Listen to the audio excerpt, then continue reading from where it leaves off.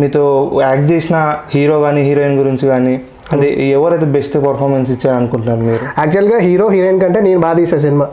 Okay.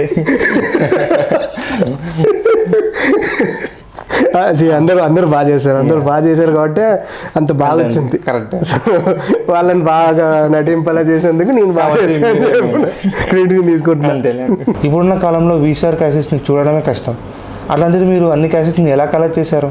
చాలామంది ఇది బాగా నోట్ చేసుకోండి, పెళ్ళిళ్ళు తీపించుకుంటారు కానీ అవుట్పుట్లు తీసుకోరు.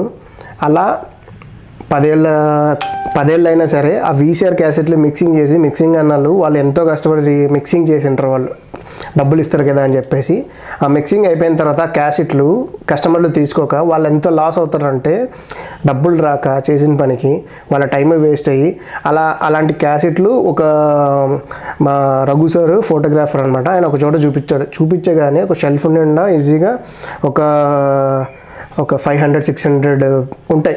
అంటే మన పెళ్ళేమో చాలా గ్రాండ్గా చేసుకుంటాం, కనీసం ఫుటేజ్ చూసుకునేంత టైం కూడా ఉండదు అనమాట. అది చూసినప్పుడు నాకు చాలా బాధ వేసింది, అరే మన పెళ్ళి వీడియోస్ కూడా మనం చూసుకోకుంటే ఎందుకు.